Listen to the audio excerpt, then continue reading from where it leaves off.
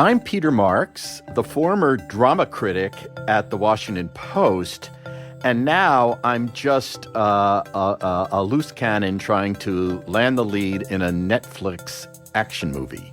I knew it. I suspected that about you. Thank I you. knew that's what you were going for. Well, I'm Elisabeth Vincentelli. I write for the New York Times, among other places, and welcome to another episode of Marks and Vincentelli, the podcast with big theater energy. Big. And today is really big. Today the energy is huge because our guest is Melissa Errico, who's a wonderful actress and singer, and is going to talk to us about her holiday show, 'Twas the Night After Christmas, which she's doing from December 26th to the 30th at 54 Below with Billy Stritch. But you know what? I don't know if you've ever been in a room with Melissa Errico, she can talk about everything, especially if it's musical theater and or music. She's a font of great stories. She's incredibly learned about her field and actually many others. Her interests are all over the map. She's a fantastic interview in person.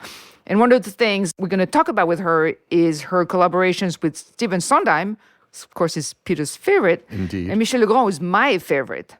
And Melissa has also written terrific articles for the New York Times. So it's like we're colleagues. Yeah, she's a Renaissance woman, and she's had a fascinating career, both on and off Broadway and beyond, in addition to being a concert performer.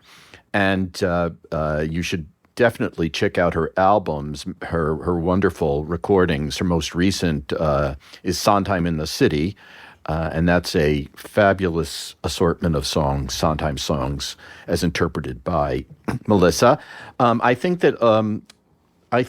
Elisabeth, you and I both first encountered Melissa in like 1996 when we were children, and she starred in the Encores revival of a Kurt Weill musical called One Touch of Venus, the kind of production actually that Encores doesn't do anymore, which was find little-known pieces to contemporary audiences and bring them. It's much more popular shows, but she was amazing in that piece. She really it was a breakout performance, made her career at that point with standards like I'm a Stranger Here Myself and That's Him. And her Broadway credits include a wide, diverse variety of pieces from Cole Porter's, the Cole Porter-derived High Society, the Michel Legrand musical Amour. She was in My Fair Lady as Eliza Doolittle. So it's a storied career, as Elisabeth noted. It really is. And I feel like she's actually never had like the break she deserved on Broadway. She's had like much better parts off Broadway often. And in fact, Irish Rep in Manhattan has been, she's had a very good collaboration with that company. And she did a Finion's Rainbow there. And On a Clear Day, You Can See Forever, and some straight plays for them as well. So we're delighted to have with us the lovely Melissa Errico. I already have an anecdote just based on the fragmented intro that you just gave. The idea that you called me lovely is already deeply humorous. Because I was called lovely throughout my ingenue years. For anyone who has no idea what this podcast is about, hello, I'm Melissa Errico. The word lovely tracked my career in my youth, and I'm so delighted it's back. But I paid this very, very expensive acting coach named Harold Guskin, who worked with Glenn Close and all the greatest of film actresses. And our goal was to get the word lovely away from me and get me more. He had a more vulgar way of putting it. He said, my goal is to get you to SH on the stage. Like he wanted me to be more, something. So the first review I got after spending thousands of dollars was the ever lovely Melissa Errico, in lovely voice, is lovelier than ever. That's the New York Times. And I went right back into it. I'm so sorry. Think of the money that I. This is No, just. I'm sorry, Melissa, you're cursed with being lovely. It's just your cross to bear. Yes. And also, I spend money in the wrong places. Well, Yeah, Mr. Guskin, He's wherever passed. you are. Yes, he has passed. Oh, he sorry. failed, exactly. Well, I know. They said erotic. It was soon after there was a word where I was erotic or something. So I thought it was a little more worth the money. But in general, lovely just never. okay. It never Anyway, disappeared. Peter, you're a critic. You know this. You just probably just get. Anyway, thank you, Elisabeth. I'll now in my advanced years, I should just accept lovely and say good morning and hello. Except, and we're going to talk about your new holiday show, which is called Twas the Night After Christmas, and which is absolutely not going to be lovely.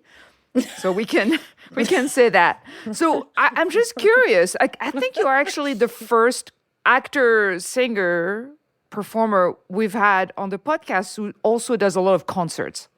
Oh, And gosh. and I think Yeah. and I'm curious as to how do you put a show together? Like where do you start? Like well clearly this one has a theme. Oh. So like where do you start from that? Oh, it's funny you don't have. This is what I do now. I mean, I'm 10 years into just playing in this garden. I've been planting seeds and putting them in seasonally, and they grow. I feel like I have that kind of perennial garden where every day you turn around and something else has popped up, and you're like, oh, I'm so glad I thought of that ages ago. It is another art form. But it's born of all the joy and the loveliness and the ironies and the misfortunes and the study of an actress's life. And then I extract all of that and overlap it with where I am today and where the audience is tonight in a nightlife atmosphere. So it's a completely vibrant and vital creative form. It's nothing to do with making a thing. It's making a thing on top of a thing in a moment that becomes another thing that's happening right now for fun. It's for fun. It has to be fun. It's nightlife, but it also can get dangerous. It can become erratic. It can become completely unpredictable. If you are ready and willing to let the nightlife side of it be a factor. What And do I you mean by love that. I'm sorry, but what do you mean by the nightlife side of it? Like Well, I do it, and I'm working freely from the summits and the shoals of show business. So I'm sometimes in the shallow water in nightclubs and small deadly places that smell bad, and you can't find the bathroom, and you're embarrassed. You can't literally the bathroom is so you can't find one, and you're in the bathroom with the audience, and you're like, they're like, God, you look like Rita Hayworth. I'm like, well, I'm actually the performer tonight, and you're waiting with some lady, that doesn't happen all the time, but the willingness to do that also creates an atmosphere when you step out on the Carnegie Hall.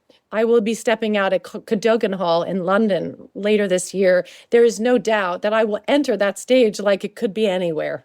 And it's not because I'm treating Cadogan Hall like the Blue Strawberry in St. Louis, for example, but I have been at these places and I decided to give myself this apprenticeship for a decade while raising children. I found it energizing, creative. The COVID era reinforced self-authoring things as a vital way of survival and service in a way as well, because I felt useful. I was doing it in my house, and then I was on the road and inexpensively.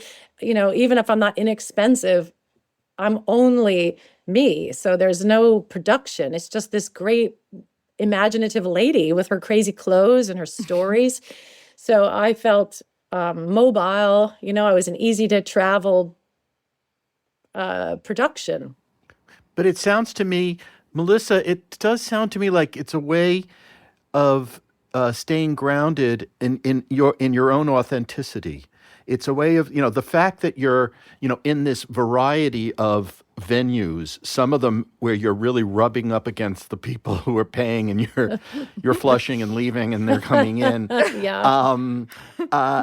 It must, it requires you to shed some of the artifice of a performer and be real with them. And I think, and I always feel it when I've heard you and seen you, that is always true of you. There's something very authentically Melissa, that comes through.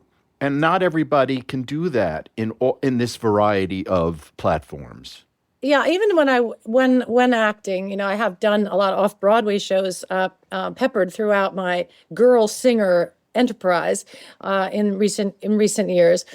The Irish Rep being the best Sure. home, a theater home for me that just repeatedly gives me opportunities.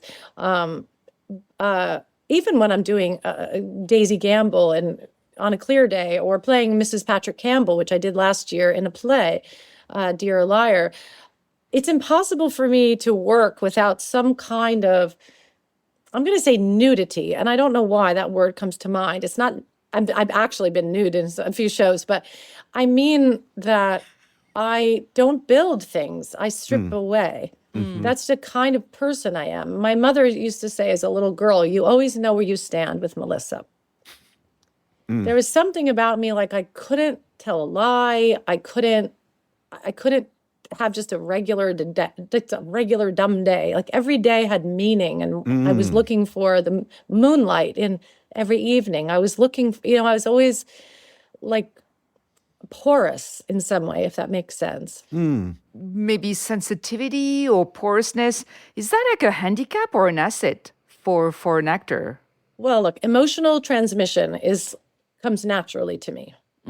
So is that a handicap or a gift? It's a handicap in terms of if your goal is to have a serene, stable, simple life. But it's not a handicap if, well, first of all, there's nothing you can do if you're me, right? You're just, good luck. You just have to find, Audra McDonald, she always describes herself as hyperactive, and her mother knew she had problems, and she was just, in terms of her natural vibration, was needed direction. Similarly, but without the muscular side of what Audra's problems were, maybe. I'm guessing on hers, what she used to describe them in her, she still does, about how wonderful her mother was at directing her unique energy as a child.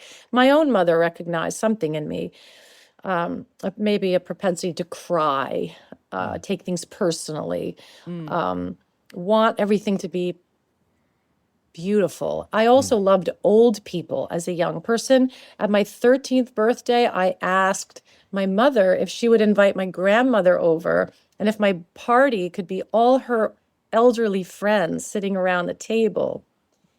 I loved their fragility. I loved their hands, the softness of their skin. I wanted to hear about the First World War and everybody's stories. And Charlie fought in the war, and my son fought in the war. He came back deaf.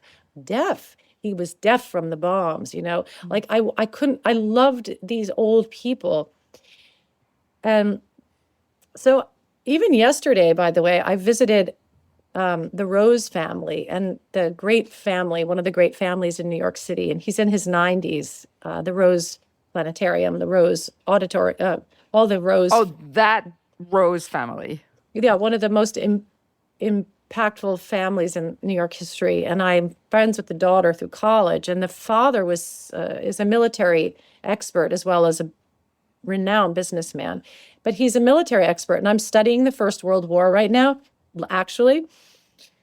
And he was showing me all his family history, and I felt that he was reanimating all his saved postcards and cartoons. The father was a cartoonist as well as a soldier in the First World War. Do you know John Monsky? who does the shows about if you're doing the First World War, Melissa, John Motzke is a lawyer in New York who puts on these presentations at Carnegie Hall and elsewhere of songs, and he's a collector of flags, and he does these 90-minute shows. One of them is on PBS about World War I, World War II. I think he works with Peter Flynn as a director. Yes. That all came to me in the last 3 days, and we're already in touch with Peter. So I hope that I can go and see this man and the flags and all that. You would groove on him. That's another concert. Right. But we were on the sort of the just to complete this Melissa whimsical girl thing. I was a whimsical child, and I continued to visit. I visited Jerry Schoenfeld's widow after, because I knew she lived on that block, and I spent the afternoon with her yesterday. Wow. Jerry Schoenfeld being the Mr. Broadway of the Schubert he ran organization. the Schubert organization for many He did. years. A very famous producer, and I visited her. She's 95. I enjoy the company of. I guess I always had a sort of a certain type of a nature, so I don't know what that means, but That's so interesting. I have to tell the listenership that I met Melissa as if we're talking my age, when I You don't was a have to date reporter. us, but when yeah. I was a reporter at the New York Times, and I was writing a column called On Stage and Off, and Melissa Errico was in an Encores production of One Touch of Venus. which I also saw.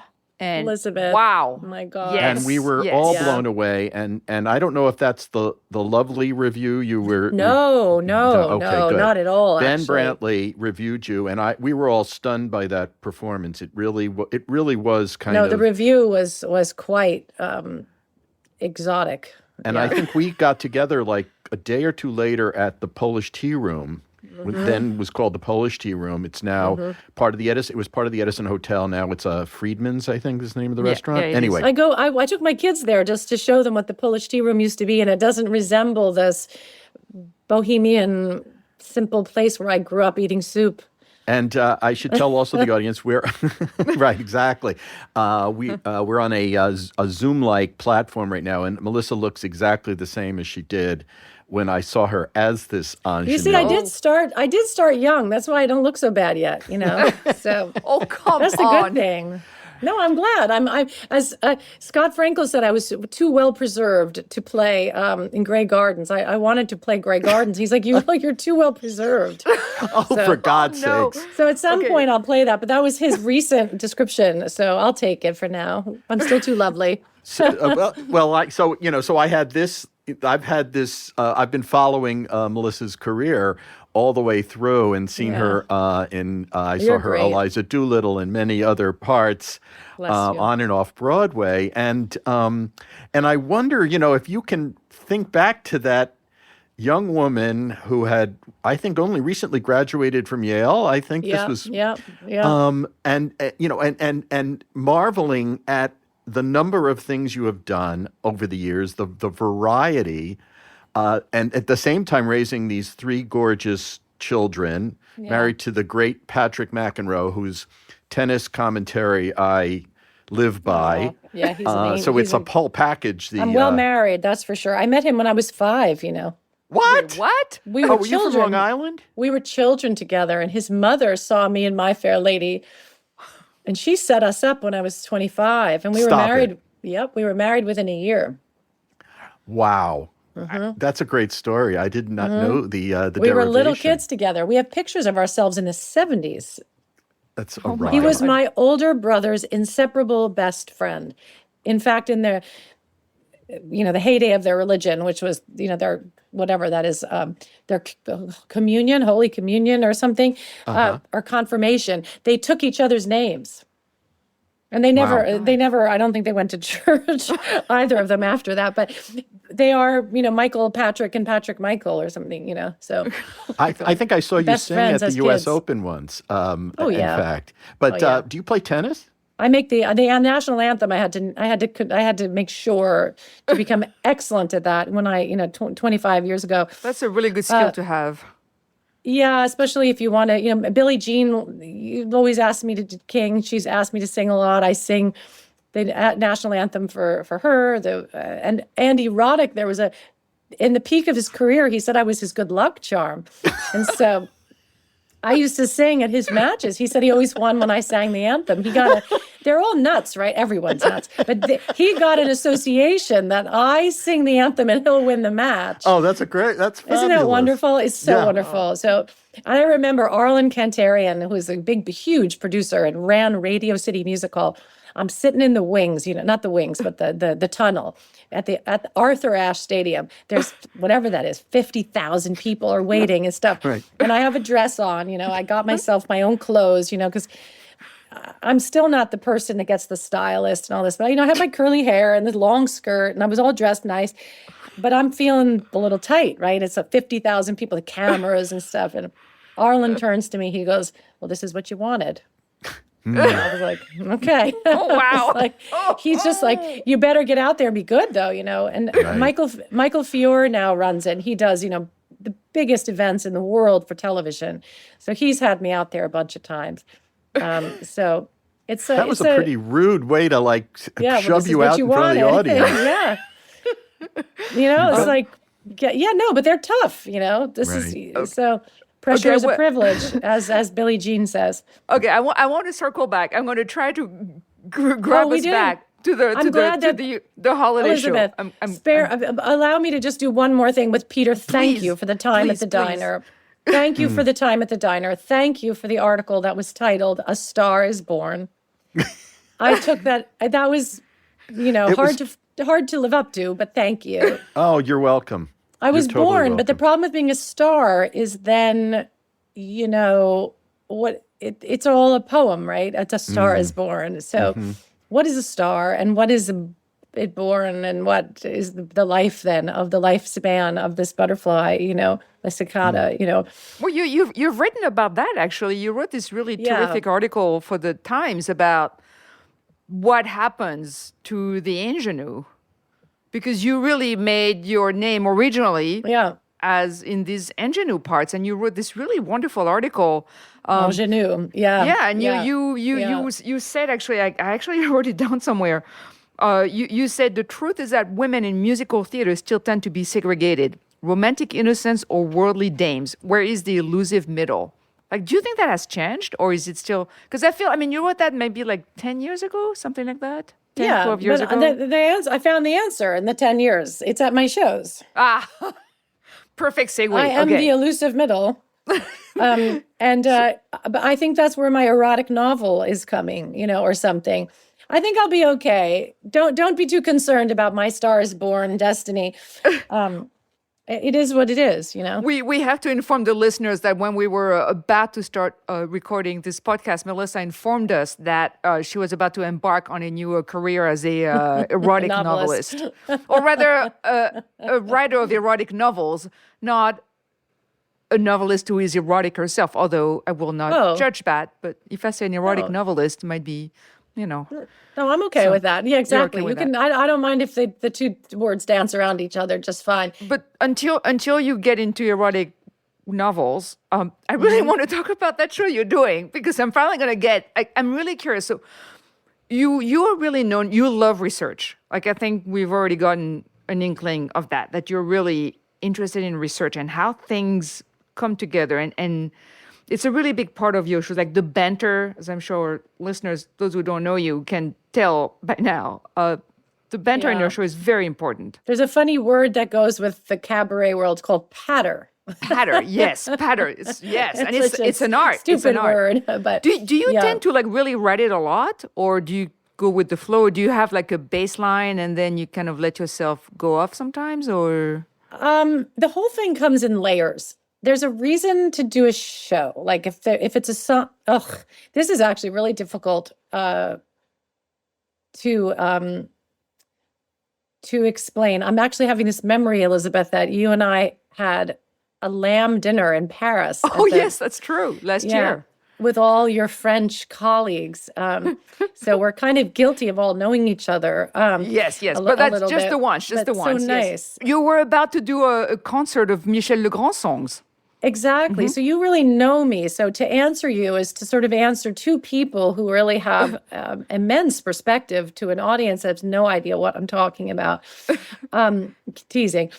So what I do when I'm doing a concert is I start with, well, first of all, there's usually an assignment of some kind. It's a Christmas concert, or can you work in June, or I have an album and I want to make a concert. How do I make an album is a different task, but there'll be a first reason to find a set list. Let's say it's my not Michel Legrand. We could do Michel Legrand. It could be anything, but let's say that it's this one that's coming up. I have a Christmas concert coming up for 2024. The offer was for December 26th. And then for a week. And I said, I'm thinking, well, that's not even Christmas anymore, right? So, and everyone's going to Jamaica. So who am I performing for? Like nobody, right? People who are in New York with nowhere to go or less money, right? To go, they're not going to St. Lucia. And so I'm trying to think, like, so right away, you just look at what you're getting, right? It's Manhattan, where everybody leaves on the 26th. So they offered me the 26th for a week. But I heard it's a great week because a lot of people are around in the city. And I asked the club and I asked the people who work in the club. I actually called some of the waiters and they were like, oh no, it's a great week. I said, okay. So I right away just asked people who are on the ground, as it were, what's the battlefield like? And they were like, it's fabulous. It's a lot of tourists, but a lot of New Yorkers who are homeless and want something fun to do. I said, okay, something fun to do. That tells me. So Billy Stritch was available. Billy Stritch loves Christmas. So I knew it's going to be right away. We've done Christmas shows together in the past. So it's a reunion of me and this world-class entertainer who just brings joy and swing to everything he does. He plays jazz and swing and Judy Garland style of pleasure, really, just that just flows out of him. He's not a natural depressed jazz musician. He's not, I don't have to pull him through his depression to get him on stage. So he's perfect for Christmas and he's such a good friend. So he was available. We're getting a big band. And then I was thinking of the title, and 'Twas the Night After Christmas seemed funny, instead of the 'Twas the Night Before Christmas. And I just make sure to capitalize after. So people in our, all right, so this show's going to be ridiculous, And then I thought of all my other Christmas concerts, and they have had wonderful titles. Last year, as a joke, my Christmas concert was 3 days after Thanksgiving. So I was in Vegas, and I titled it Too Soon to Be True instead of Too Good to Be True. And then as I got closer to Christmas, I retitled it, and I was joking again, White Christmas and Other Colors. So, because I starred in White Christmas. So just the idea of having fun at Christmas and making things a party is important. Then, so you start from the title? You have to advertise right away. I hate to say that, but sometimes you need quickly to say, but I've been doing Christmas concerts for a while. So it's not like when I first did my first Christmas concert, I didn't title it first. No, it was called Season for Joy or something. And I know what I love about Christmas now. And I think of my concert like an advent calendar because I grew up as a kid and I couldn't wait to open all the windows and get a candy. And so there's a few, for me, the holiday concerts work imagistically, like the idea of surprising people that there's this advent calendar, a little sense of what's next. I think that we don't want a holistic concert about Mel Torme's career or about the history of, I don't know what, Irving Berlin and his birth of some songs, or just a message about the Jews wrote all the Christmas songs. Like, oh, that's funny, right? But that could be just one of the windows. I don't think Christmas needs a serious A to Z structure. I think that Sondheim, in certain formats, if you're looking for how he can change your life, you might want to go from A to Z and create, or Michel Legrand, this sort of genesis of a Frenchman's sensual love stories, and it comes from the French culture of troubadours that dates back to the Middle Ages. And what is a love song? Like you have like a story that you shape. Right. Then you knew Legrand. Then you did his musical. So there's like, it's a palimpsest. There's like layers upon layers in those type of concerts, and they're fun and erratic, but I know that they're layered, and people leave knowing who he was, where he sprang from, what fun we had together, and what it means to me. That would be in a more serious concert. A Christmas concert's a good time. So the Advent calendar is one thing. The other thing is, sort of the idea that we open gifts and we don't know what's inside. That each song, as I sing it, I sing it from my heart, like I wonder what's inside. So that each time I experience, I'll be home for Christmas, or grown up Christmas list, or Christmas time is here, that there's a sweetness in just knowing that there's something under the paper. And I try to approach every song, the Christmas waltz, with the same anticipation you would have opening a gift. I just think of things like that are Christmas-like or holiday-like. And the kind of most important thing for me in Christmas is light. Is like why we light the tree or a menorah is because it's light at the darkest time of year. And so that is... Unless you live in Australia, when it's not the darkest. Right. If you're live streaming my show from Australia, just get drunk and have a good time. And one of the things about my concerts is I try to think of all the pieces, like the Advent calendar, along the way. But as I'm structuring a concert, every concert, I always, pretty soon on when I'm writing it, I think about the pool of emotion at the end.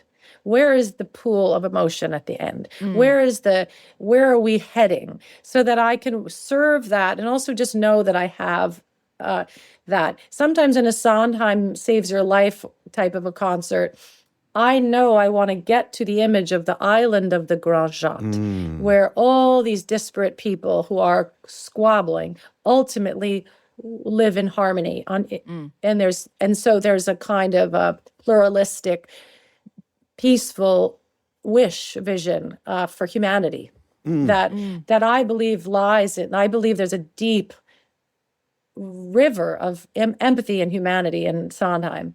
Maybe more, I might be one of the first people, I think, who articulated that, as he was always seen as edgy and difficult and virtuosic and acidic and other things.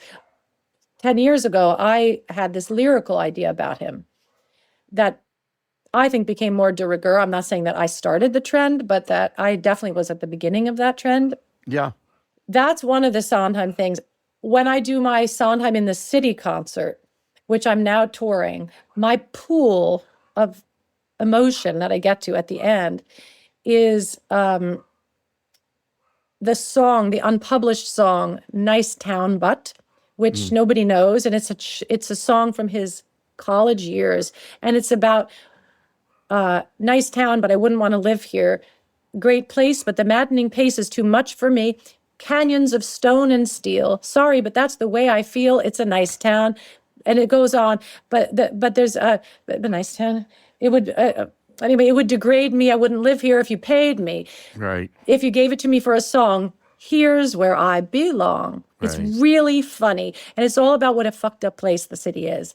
But that I belong here. The reason, though, that I go back to his youth is because it sort of mirrors Merrily, but it also mirrors my point about Manhattan, that another 100 people are coming off of the train, that the cycle continues. Yes, well, and What More Do I Need is another version of that song, I think. Yes. I saw you perform in the Marry Me a Little concert at Symphony Space just earlier in November, and you sang Marry Me a Little, which was gorgeous, and it was, of course, Marry Me a Little is all cut songs, or mostly cut songs from musicals that Sondheim did. And I agree with you. I think that the key to Sondheim is really this quest for love. That's the through story, I think, of almost his entire his entire canon. Oh, he is the poet laureate of longing. It's always connection. I don't make that sort of the end point, but that is definitely the movement through the whole thing. Is love is an event. Anytime you address it in Sondheim, it's an event. There's just so much quest for it and connection. So anyway, that's almost the momentum of the whole mid section of the concert toward the end. For everything from Sorry, Grateful, Losing My Mind, Send in the Clowns, Being Alive. Those are sort of my late in the show songs that propel me to the end. But then at the end, I might go back to this idea that another 100 people come back. This is when I'm doing the city songs. Right. Because the different city, concert. different concert, different pool of emotion to land in. So at the end, you sort of feel like, oh shit, the whole thing starts again, and another 100 ingenues get off of the train. because I come from a family where there were Follies girls, right? I come from an actual line of Follies girls in my family history, and here I am making my life as a showgirl, and on we go. I sing Broadway Baby. It could easily be my Aunt Rose's song, who was discovered by Ziegfeld, which is a lyric in the show, incredible. But then I'll sing Desiree, who got everything she wants, right, in life, and nothing that she wants. Right. So the showgirl, as a life is complex. Sondheim lets you look squarely in the eye and says, what does the Broadway baby get? So these are the kind of ways my mind goes when I make a concert. So Christmas is a little more, is playful, but ultimately I hope that it also makes everyone feel included, because there are all cultures that have their light and dark. And I sing one Hebrew song called Nerli, which I love, and it's like the America the Beautiful of Hanukkah songs. It's kind of it's like not the anthem, but it's the better song. Did you I'm here, did you work with Sondheim himself, right? I did. I think he was known for being very supportive, and you can even see videos on YouTube where he's kind of either sitting in with kids, or trying to sing something, and what was that your experience when you were like, what kind of questions were you asking him? Oh, so many questions. He used to say things to me like, you never stop. Because if he wasn't happy, I could feel it, And I would say, but. And he'd go, you never stop. Okay. And then he would give it to me, whatever I need. Like I would press him on. He did love teaching. He told me teaching is the highest profession. I have hundreds of emails. In fact, his lawyer, who now runs the estate, I was on the phone with him up for this London concert I'm doing in July. Hint, hint, everyone. July 12th, Cadogan Hall, London. And I said, oh, I had a lot of emails with Steve and stuff. He says, I know. I've read them. Wow. And it's like, so wow. I have proof. But the emails are amazing. And in the emails, he'd often ask about my children. And he'd often ask about if I was crying in a concert and he saw it, if I was okay. He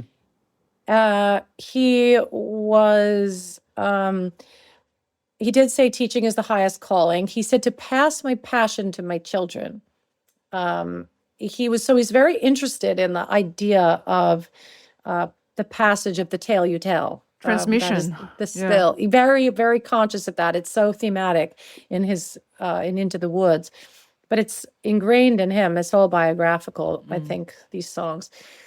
Yeah, so he's a great teacher. And I think a lot of people were wrecked by his criticism in certain ways. I just was very lucky that I was not wrecked. I spent 90 minutes on a stage with Stephen Sondheim after he finished finishing The Hat. I was asked to sit with him, do a one-on-one with him at Strathmore in Bethesda, but before 1,500 people, and I was terrified. And I studied for a week. It was like I had met Steve before, but this was the first time I was going to be on a stage with him. And he was kind of grumpy that morning. He was like, it was like 11 o'clock in the morning, and he was not happy. in general. And He as should we have were been going nervous on the meeting stage, you. But okay. right? He should have been nervous meeting you. You're not, you're Oh, a yeah. pretty major dude. Yeah, indeed. But so as we were gosh. going on the stage and I'm standing in the wings with him, just before they announce our names, he turns to me and he says, "You know, the success of this depends entirely on the questions." And I just, and it was like your moment of, this is what you asked for, Yeah. But it was absolutely the most delightful 90 minutes I'd ever spent with another goodness. human being on a stage. It was. Can we see? Was it filmed?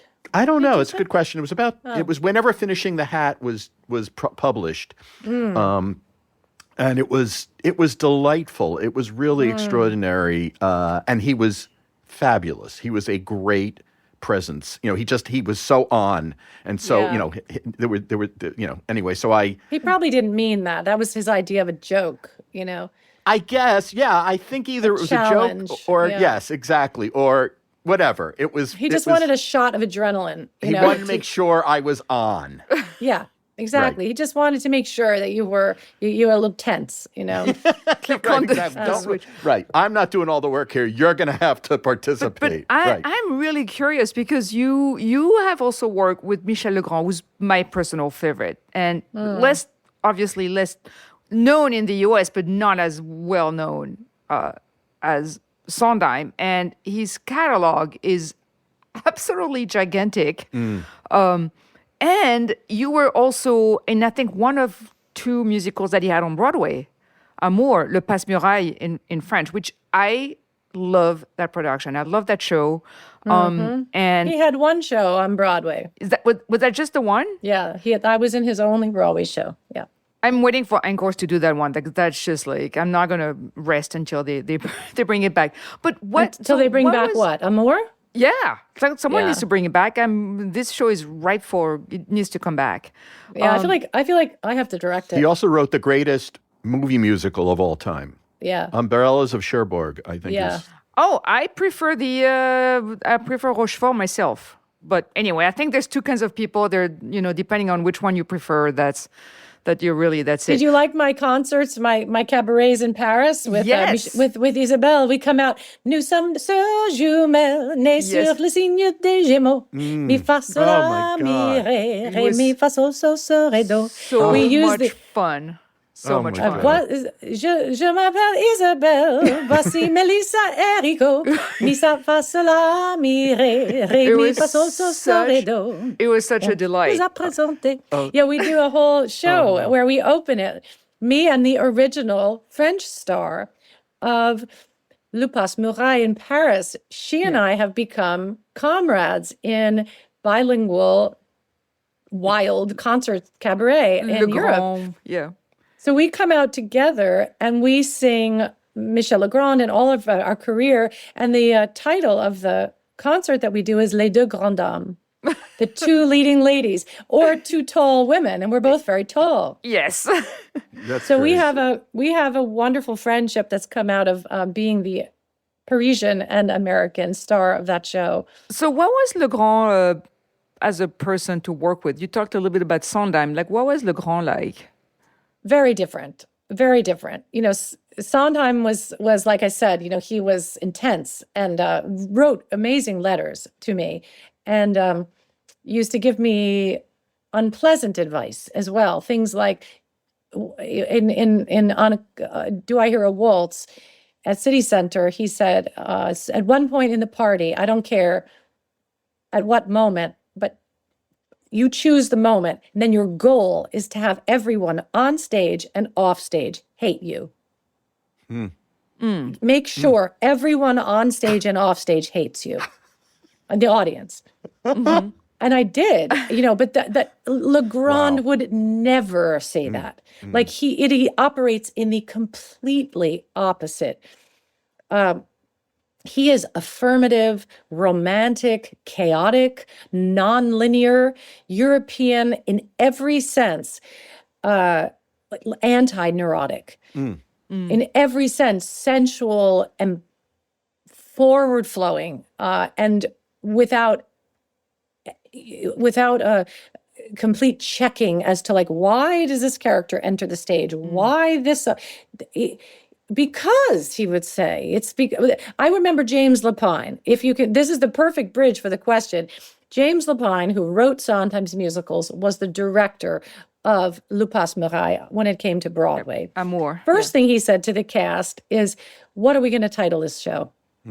James says this country is not European, and they know 3 French words: amour, café, and croissant, an amour or something, like nothing, right? So instead of calling it Croissant the musical, they know the word amour, right? So I remember being in the meeting where he said they know the word croissant, they know amour, they don't know any words.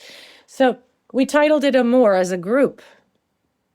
And then James would say to Michel, why does the prostitute come on the stage? And Michel says, because she's coming now. It is because she's walking. Like it was just a dream sequence in Michel's mind. It's French, it's fun, it's an opera bouffe, it's French surrealism. Right. James was just not. He wasn't buying it. He wasn't buying it. And I was with him. I was holding his arm when Michel passed, and we were an exclusive group of people, and we went to the dimming of the lights at the Schubert Theater, and they dimmed the lights in honor of Michel, and they put his picture up.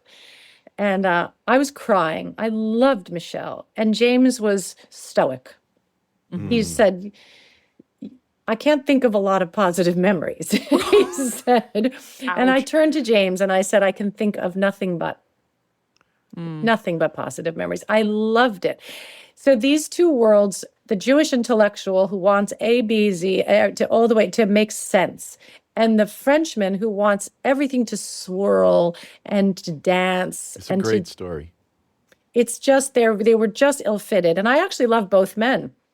So they are my 2 North Stars, and they're the 2 opposite sides of my face. That's lovely. Yeah, I love that you're so identified with these musicians who are so completely different and you're equally at ease with both of them in both repertoires. But and I love what you say about Michel saying, well, Sondheim didn't like my obituary for Legrand. What do you mean? He didn't like what I said, because I said, he sent me a letter saying, and I probably shouldn't, I'm not being cruel at all to Sondheim. He's obviously the icon to me, but he did find a sentence questionable. And I said that Michel Legrand could arrive at a chord no one could have thought of. Oh. He would turn a melody and arrive at a chord no one else ever could have thought of. And he quoted it in an email and said, like what? Wow. That is like who cares? Like he said, like all the chords, just shut up. Melissa, I'm curious, and I actually saw you sing Sondheim. I mean, I saw the Sondheim celebration where you you did a great at the Kennedy Center. Thank you. We should let you go soon, but what has made you happiest in performance? Well, in performance, in a musical theater would be the moment you were just alluding to, was being in Sunday in the Park with George was the happiest. Playing Dot. Yeah. I actually felt every sacrifice and obstacle was worth it. Everything, I loved playing Venus and One Touch of Venus merely because it was so fun to succeed like that. And it was so playful, but it was all over in a flash. There was something about Sondheim's writing and the epic nature of what he was trying to say, the beauty of art, singing, people entering and exiting canvases, and the history and the modernity, the blocked young artist getting wisdom from a woman who emerged from a canvas, the elderly woman passing knowledge. I have such a sensitivity for old people. And I loved children and art. She tried to distill the meaning of life is children and art, and that whatever you make matters.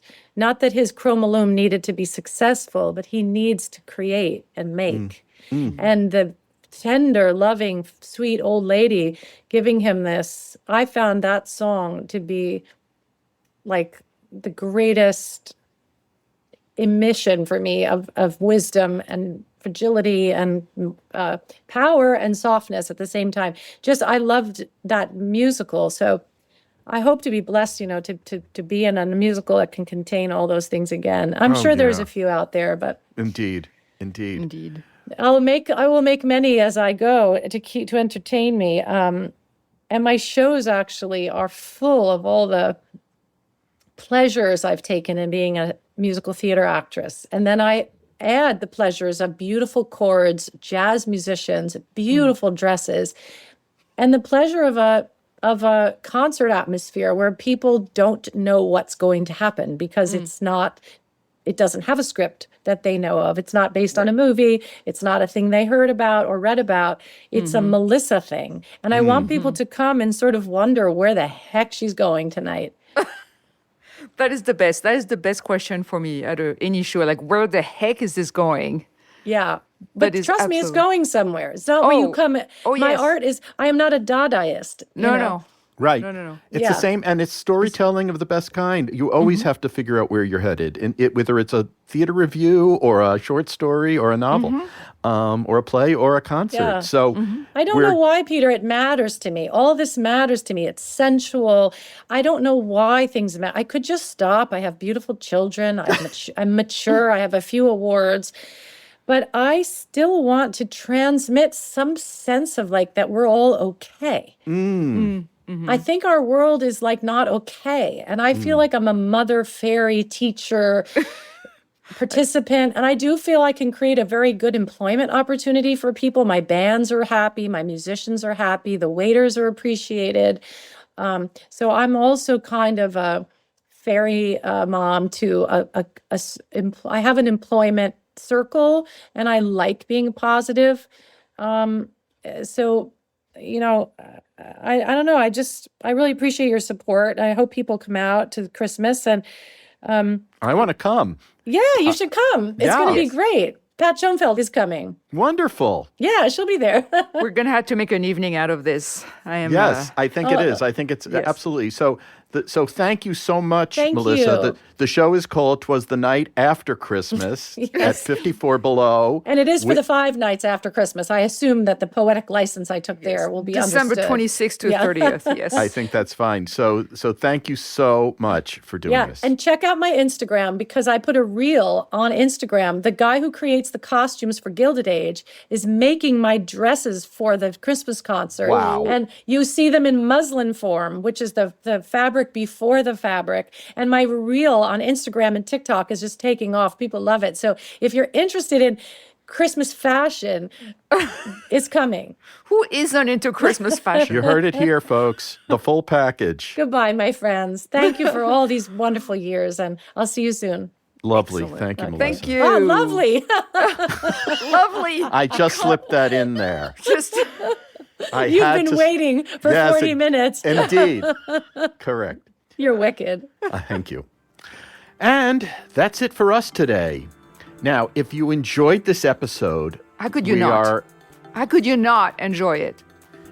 Yeah, exactly. All right. So you enjoyed this episode, but we're not going to get down on our hands and knees yet to beg you. But we are asking for you to become a subscriber. We're giving you a lot of great stuff to ponder about the world of the theater. And it's such an easy step to take. Just go to marksvincentelli.substack.com and sign up. That's right. And it's very easy, so easy. And you'll find us on Threads and Blue Sky. And we use our real name, so we're very easy to find because we're not, as far as I know, Russian trolls. So again, our real names with no crazy numbers afterwards. Yeah, I'm not a Russian troll. I can't. Elisabeth, I might be a French troll from one of the French troll farms in Provence. That's where I'm from. And in that case, I may change my stage name to Pierre Marks. That's right. Pierre Marks. Okay, well, I'm Elisabeth Vincentelli. And beautiful. we'll be back soon.